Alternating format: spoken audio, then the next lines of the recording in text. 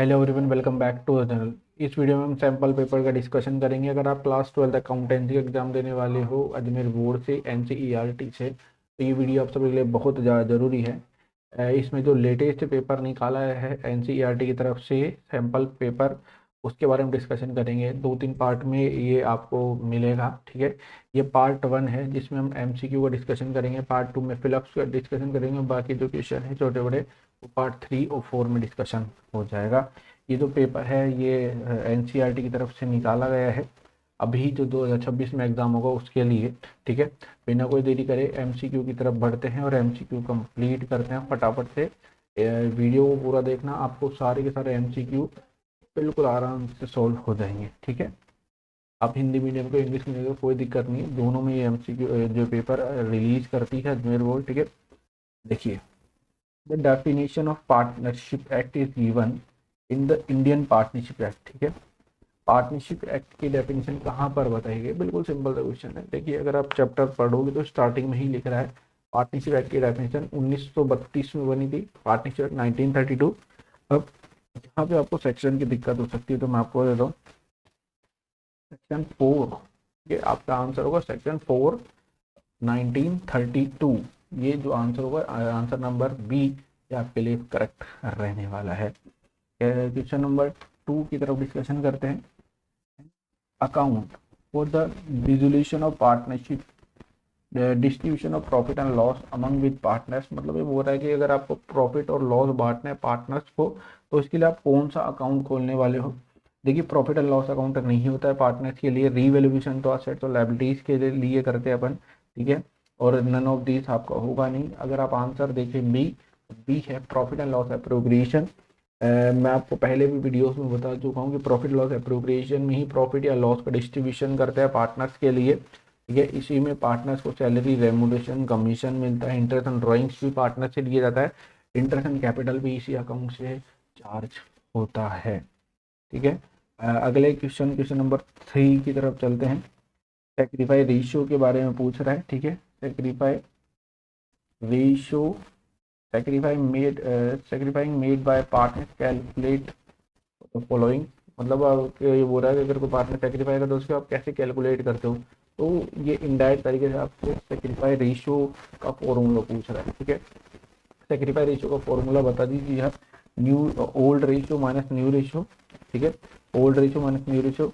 अगर आप answer number B को अगर देखेंगे ढंग से, तो आंसर नंबर बी आपके लिए गलत रहेगा, क्योंकि ये गेनिंग रेशियो के बारे में बताता है, ठीक है। ये आपके लिए गेनिंग रेशियो के बारे में बताता है। और जो old share of profit minus new share of profit, ये आंसर आपका गलत रहने वाला है। और लास्ट वाला भी आपका गलत रहने वाला है, क्योंकि ये तो गेनिंग रेशियो के बारे में ही बोल रहे हैं, ठीक है। जो आपका आंसर रहने वाला है वो ये रहने वाला है। सेक्रीफाई रेशियो का फॉर्मूला होता है old ratio minus new ratio, ठीक है। अगले क्वेश्चन की तरफ मूव करते हैं। मैं आपको डिटेल में बता रहा हूँ ये क्वेश्चन। ये बोल रहा है कि भैया ए और बी पार्टनर्स है जिनका प्रॉफिट शेयरिंग रेशियो 2:1 है, 2:1 है। अब वो सी को एडमिट करते हैं 1:3 के लिए। अब अगर आपने मेरे पहले वीडियोस देखी होगी तो मैं आपको बता रखा हूँ कैसे कैलकुलेट करते हैं, कितने केस होते हैं न्यू रेशियो की कैलकुलेशन में, ठीक है। वहाँ पे आपको टाइम को बिल्कुल बर्बाद नहीं करना है। देखिए, अगर आप कंडीशन नंबर 1 आते हैं, मतलब केस नंबर 1 अगर आपके पास आ गया और सेक्रीफाई रेशियो पूछ रहा है, तो आपका जो ओल्ड रेशियो होगा वही आपका सेक्रीफाई रेशियो होने वाला है। मैं इसको आपको प्रूफ करके बता देता हूँ, ठीक है। देखिए, आपके पास दो पार्टनर है, ठीक है। दो पार्टनर है, एक है ए और दूसरा बी। इनका जो रेशियो है 2:1 है और सी 1:3 के लिए आ रहा है। 2:1 है, सी आ रहा है 1/3 के लिए। अपन मानते हैं टोटल प्रॉफिट, मानते हैं टोटल प्रॉफिट ए को होता है, सी का शेयर है 1/3, तो रिमेनिंग आ गया, रिमेनिंग 1 माइनस 1/3, ठीक है। 2/3 ये रिमेनिंग आ गया। अब ए का न्यू रेशियो, ए का न्यू रेशियो आ जाएगा भैया, ए का ओल्ड रेशियो 2/3 मल्टीप्लाई बाय 2/3, तो 4/6। ऐसे बी का आएगा 1/3 मल्टीप्लाई बाय 2/3, 2/3 यहाँ पे आएगा 9 और सी का तो है ही 1/3। ठीक है, तो यहाँ पे लिखूंगा मैं ए बी और सी 1/3 4/9 2/9 9 4 2 3। ये जो आपका रेशियो होने वाला है, ये न्यू रेशियो होने वाला है। अगर आप सेक्रीफाई रेशियो के बारे में बात करें तो सेक्रीफाई रेशियो होगा, ए का ओल्ड रेशियो है 2/3 माइनस 4/9 6 माइनस 4 2/9। बी का हो गया 1/3 माइनस न्यू रेशियो है 2/9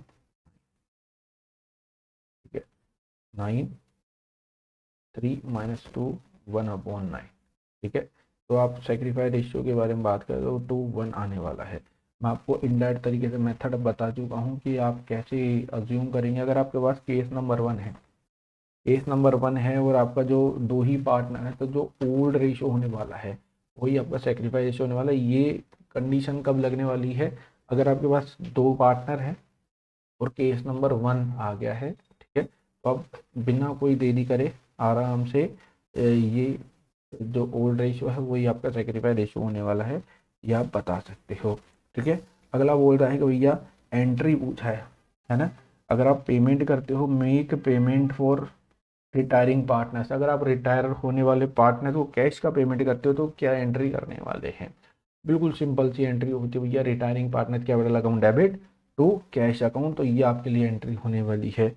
ये एंट्री गलत होने वाली है, आप इस एंट्री में रिटायरिंग पार्टनर से कैश ले रहे हो। ठीक है, और ये एंट्री होती है गुडविल की। तो गुडविल थोड़ी बांटना है आपको, आपको रिटायर होने वाले पार्टनर्स को कैश का पेमेंट करना है। ठीक है, अगला क्वेश्चन की तरफ मूव करते हैं भैया। इसमें वही है, राम और श्याम और मोहन तीन पार्टनर है जिनका प्रॉफिट शेयरिंग रेशियो 3:1 है। अब श्याम रिटायर हो रहा है। आफ्टर श्याम रिटायरमेंट राम और Mohan will be share profit in the ratio 2:1। अब आपके पास नया रेशियो भी आ गया है, ओल्ड रेशियो भी है, न्यू रेशियो भी है। तो आपका जो गेनिंग रेशियो होने वाला है ये होने वाला है गेनिंग रेशियो। ठीक है, Ram and Mohan will be share in the profit of 2:1। अगर ये आपके पास क्या आ गया, ये न्यू रेशियो आ गया और ये है ओल्ड रेशियो। और गेनिंग रेशियो का फॉर्मूला होता है new ratio minus old ratio. ठीक है, आप इसको आराम से कंप्लीट कर सकते हो। अब आगे चलते हैं, ये भी एंट्री का एक क्वेश्चन आ गया है अगला वाला। Entry for payment of liabilities of dissolution expenses. अगर फर्म पे करती है तो क्या एंट्री करेंगे भैया? Realisation account debit to cash या बैंक अकाउंट। ठीक है, ये एंट्री होती है। अब पहले ही एंट्री में आपको ये मिल चुका है, realisation account debit to cash या बैंक अकाउंट। अब ये एंट्री गलत है, मतलब लाइबिलिटीज का पेमेंट नहीं हो रहा है इसमें। इसमें आप एसेट्स को रियलाइज कर रहे हैं। ठीक है, एसेट्स को रियलाइज करते हैं तो यहाँ पे एंट्री ये वाली होती है। अच्छा, ये realisation account debit to liabilities ये गलत एंट्री है, और liabilities account debit to realisation ये ट्रांसफर कर रहे हो आप लाइबिलिटीज को। ठीक है, आगे बात करते हैं the maximum shares capital of a, है ना। ये बता रहा है maximum share capital of a company can be called up. जो आपकी मैक्सिमम कैपिटल होती है उसको क्या बोलते हैं, बस ये पूछ रहा है। तो उसको अपन ऑथोराइज कैपिटल बोलते हैं। ठीक है, अगर मान लो जी ऑथोराइज कैपिटल ऑप्शन नहीं है तो आपका रजिस्टर्ड कैपिटल भी आ सकता है या नॉमिनल कैपिटल भी आपसे ये पूछ सकता है। रजिस्टर्ड कैपिटल, नॉमिनल कैपिटल या ऑथोराइज कैपिटल, वो कैपिटल जो मैक्सिमम कैपिटल जिसके साथ कंपनी रजिस्ट्रेशन लेती है। इशूड कैपिटल अलग होती है। इशूड कैपिटल ऑथराइज कैपिटल का वो पार्ट होता है जो कंपनी पब्लिक को इशू करना चाह रही हो। सब्सक्राइब कैपिटल क्या होती है? इशूड कैपिटल का वो पार्ट जो पब्लिक ने सब्सक्राइब कर लिया है, परचेज करने के लिए राजी हो गई है। होल्ड अप कैपिटल क्या होती है भैया? जो कंपनी कॉल कर चुकी है अपने शेयर्स पर। ठीक है, अगला क्वेश्चन पे जाते हैं। क्वेश्चन नंबर 9 बोलता है अकॉर्डिंग टू टेबल एफ, ठीक है, कंपनीज एक्ट, व्हाट मैक्सिमम, ठीक है, maximum percentage of interest can be can a company is given to a share holder on the calls in advance. ठीक है, कॉल्स इन एडवांस में पूछ रहा भैया कितने परसेंट, तो मैं आपको दोनों ही चीज़ बताता हूँ। अगर आपके पास कॉल्स इन एडवांस आ गया है तो वहाँ पे मैक्सिमम 12% होता है, और कॉल्स इन एरियर पे 10% होने वाला होता है। ठीक है, ये जो रेट है, अगर कम आपको क्वेश्चन में कोई नहीं दे रखा तो आप इस दोनों रेट का यूज़ कर सकते हैं। मैं आपको फिर से बताता हूँ, कॉल्स इन एडवांस में आपको 12% लेना है, और कॉल्स इन एरियर पे मैक्स टू मैक्स आपको 10% से ही आपको काम चलाना है। ठीक है, अगला क्वेश्चन है debenture that do not carry a specific rate. मतलब बोल रहा है कि जो डिबेंचर जिसकी आगे कोई रेट लिखी हुई नहीं होती है तो वो क्या होता है भैया? अगर आप टाइप्स ऑफ डिबेंचर्स में जाओ और वहां पे आप देखो तो एक होता है zero coupon rate, zero coupon debentures, उस पर कोई रेट नहीं होती है। तो यहाँ पर देखिए ये आंसर नंबर बी में आपको बता रखा है, ये आपका एक परफेक्ट आंसर हो जाएगा, सही आंसर हो जाएगा मतलब। ठीक है, अभी हो रहा है according to company, according to section 230 of Indian Companies Act, which which of the following do not include in loan. Loan में इंक्लूड नहीं होता। अगर आप डिबेंचर्स की डेफिनेशन पढ़ेंगे तो डिबेंचर्स में बॉन्ड्स भी आते हैं। ठीक है, डिबेंचर एक लोन भी होता है। ठीक है, डिबेंचर्स एक लोन भी होता है, डिबेंचर्स का नाम डिबेंचर्स भी होता है, और वो बॉन्ड्स भी होता है। तो अगर आप आंसर में देखिए तो डिबेंचर्स ये तो लोन है ही, ये भी लोन है, टर्म्स लोन तो लोन है ही, और शेयर्स लोन नहीं होता। मालिक को अपन, मालिक थोड़ी फर्म को लोन देता है। ठीक है, शेयर्स तो कैपिटल होती है, ये है आपकी कैपिटल। ठीक है, अब आगे बात करते हैं, which account will be debited with the amount of loss on issue of debentures. ठीक है, अगर आप loss on issue of debentures के साथ अकाउंट को, किस अकाउंट को डेबिट करना चाहोगे, तो मैं आपको एक एंट्री बता देता हूँ। Discount on issue of debentures account debit, discount on issue of debentures account debit to loss on issue of debentures. ठीक है, तो मैं आपको फिर से बता देता हूँ कि जब आप शेयर डिबेंचर्स को डिस्काउंट पे इशू करते हो तो discount on issue of debentures वाला अकाउंट आपको डेबिट करना पड़ता है। ये debenture application and allotment account नहीं होगा, क्योंकि तो एप्लीकेशन और अलॉटमेंट वाली एंट्री के साथ होता है। बैंक अकाउंट डेबिट तो जब आप डिबेंचर से पैसा लेते हो तब करते हो। सिक्योरिटी प्रीमियम रिजर्व या जब आप सेट ऑफ करते हो डिबेंचर्स के लॉस को, वो जब आप इसको सेट ऑफ करने वाले हो। अब डेब्ट इक्विटी रेशियो का आइडियल रेशियो क्या होता है भैया? 2:1 होता है डेब्ट इक्विटी रेशियो का। ऐसे ही लिक्विडिटी रेशियो में आता है करंट रेशियो भी 2:1 होता है, और जो आपका लिक्विड रेशियो होता है वो 1:1 होने होता है।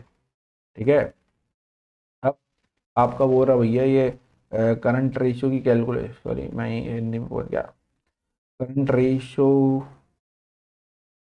ठीक है, calculation current ratio, liquidity ratio 2:1 बता रखा है। ठीक है, यहाँ पर आ जाते थोड़ा, लिक्विडिटी रेशियो बता रखा है, लिक्विडिटी रेशियो बता रखा है 2:1। एक बार पेन चेंज कर लेता हूँ, लिक्विडिटी रेशियो 2:1 है। ठीक है, अब बता रखा है लिक्विड एसेट्स आर, आपके पास लिक्विड एसेट्स भी बता रही है 24 लाख रुपए, 24 लाख, और आपके पास बता रखा है स्टॉक है 6 लाख रुपए का, स्टॉक है आपके पास 6 लाख रुपए का। बिल्कुल आराम से आप कैलकुलेट कर सकते हो। ठीक है, अगर आप करंट एसेट्स के बारे में बात करें तो करंट एसेट्स निकलती है लिक्विड एसेट्स में। अगर आप स्टॉक प्लस कर दो तो करंट एसेट्स आ जाती है। लिक्विड एसेट्स आपके पास 24 लाख है, ठीक है, प्लस करंट एसेट्स 6 लाख, तो ये आ गया भैया, स्टॉक जोड़ दिए इसमें तो 30 लाख की करंट एसेट्स आ गई, ठीक है। अगर आप लिक्विडिटी रेशियो को ध्यान से देखो तो 2:1 है, मतलब लिक्विड एसेट्स है जो 24 लाख रुपए है, वो दुगनी है लाइबिलिटीज से, ठीक है, लाइबिलिटीज से दुगनी है, तो लाइबिलिटीज क्या हो जाएगी आपकी 12 लाख रुपए हो जाएगी। और जो करंट रेशियो के लाइबिलिटीज होती है वो लिक्विड रेशियो वाली लाइबिलिटीज रहती है आपके पास, ये 30 लाख डिवाइडेड बाय 12 लाख, काट लीजिए 5 जीरो से 5 जीरो, 12 30, तो करंट रेशियो हो गया 2.5 रेशियो 1। तो यहाँ पे देखते हैं कौन सा रेशियो, ये रहा आपका, ठीक है। जो आपका आंसर होने वाला है ये आपका आंसर होने वाला है, ठीक है, 2.5 रेशियो 1। अगला बता रहा था which activity does not bring cash inflow, ठीक है, मतलब ये बता रहा है कि भैया कौन सी एक्टिविटी से कैश बिजनेस के अंदर नहीं आता है। कैश फ्लो में दो ही एक्टिविटी होती है, मैं आपको फिर से बताता हूँ। एक होती इनफ्लोज एक्टिविटीज, दूसरी होती आउटफ्लोज एक्टिविटीज। आउटफ्लोज एक्टिविटीज वो एक्टिविटीज, सारी एक्टिविटीज जिससे कैश बिजनेस से बाहर चला जाएगा। इनफ्लोज एक्टिविटीज वो सारी एक्टिविटीज जो कैश बिजनेस के अंदर आ जाता है, ठीक है। अब देखते हैं कैश सेल। कैश सेल भैया इनफ्लो एक्टिविटी है, इससे बिजनेस के अंदर पैसे आएंगे। कैश रिसीव फ्रॉम डेटर्स, ये भी बिजनेस के अंदर पैसे आने वाली चीज है। अगला बता रहा है कमीशन रिसीव, इससे भी पैसे अपने पास आएंगे। और सैलरी पेड टू एम्प्लॉय, ये है भैया आउटफ्लो की एक्टिविटी है, इससे बिजनेस से पैसे चले जाएंगे। तो आंसर आपका ये आने वाला है, ठीक है। क्वेश्चन नंबर 16 की तरफ मूव करते हैं। In which accounting standards of Indian companies including cash flow, cash flow के लिए कौन सा अकाउंटिंग स्टैंडर्ड यूज आता है। अगर आप कैश फ्लो वाला चैप्टर स्टार्ट करोगे तो आपको शुरू की 2-3 लाइन में मिल जाएगा। ES3 इसके लिए यूज आता है। ES2 मैं आपकी जानकारी के लिए बताता हूँ, ये इन्वेंट्रीज के लिए होता है, ठीक है, ये डिस्क्लेमर्स के लिए होता है, ठीक है, ये अकाउंट अलग अलग है। अब ये बता रखा है कि भैया एक कंपनी है जिसके 100 फुल्ली पेड शेयर है, वो 25 रुपए के हैं, ठीक है। अब प्रीमियम बता रखा है 10%। अब बता रखा है accounting treatment of premium account. आपको प्रीमियम पूछा भैया, शेयर हो गए 2500 के और प्रीमियम हो गया 250 रुपये का। 250 रुपये से आप क्रेडिट करोगे तो आपको जो आंसर है COD सेम सा है, तो ये आपको आंसर होने वाला है, ठीक है। अगर एंट्री के बारे में बात करो तो ये ऐसा लिखोगे ना आप, share allotment account debit to share capital to security premium. तो सिक्योरिटी प्रीमियम का आपको इन्हें क्या कह रहा है, क्रेडिट करा 250 से 2500 और 2700, अगर पूरी एंट्री की बात करूँ तो, ठीक है। Which of the following is non current assets, ठीक है, कौन सी current assets non current assets है, ठीक है, ये पूछा है आपसे। अब देखिए कैश तो करंट एसेट्स आती है, स्टॉक भी करंट एसेट्स होता है, कैश एट बैंक भी करंट एसेट्स होता है, बिल्डिंग ये है फिक्स एसेट्स, जिसको आप बोलते हैं टेंजिबल एसेट्स के बारे में बात करते हैं। अगर आप और बात करें तो यहाँ पे बोलते हैं प्रॉपर्टी प्लांट एंड इक्विपमेंट। अगर आप ढंग से पढ़ोगे आगे जाके तो अकाउंटिंग स्टैंडर्ड 10 में ये डिस्कशन होने वाला है, ठीक है। ये सारे के सारे हो चुके हैं आपके, ठीक है, MCQs हो चुके हैं। अगली वीडियोस में हम फिलअप्स करने वाले हैं। मैं आपको बता दूं फिलअप्स भी कुछ ज़्यादा है नहीं, ठीक है, फिलअप्स और ये शॉर्ट आंसर होने वाला है, ये भी अपन कंप्लीट कर लेंगे फटाफट से, ठीक है। आपको वीडियो पसंद आए तो वीडियो को लाइक करना। अगर आप हिंदी मीडियम वाले हो तो मैं आपके लिए भी बना दूंगा वीडियो, ठीक है, आपको समझ में आ जाएगी। वैसे तो इंग्लिश में भी मिक्स हमारी लैंग्वेज रहती है, टाइम बचेगा तो हिंदी मीडियम वालों के लिए भी अपन डिस्कशन करेंगे। वीडियो को पसंद है तो वीडियो को लाइक करना, चैनल पर नए हो सब्सक्राइब का बटन क्लिक नहीं किया तो करके जरूर जाना। अगर आप अजमेर बोर्ड मतलब राजस्थान बोर्ड का एग्ज़ाम दे रहे हो NCERT का, एकमात्र यूट्यूब चैनल है इसी पे आपको सारी चीज़ मिलेगी अकाउंट्स के रिगार्डिंग। ठीक है, do subscribe my channel and thank for your love and support. Bye bye.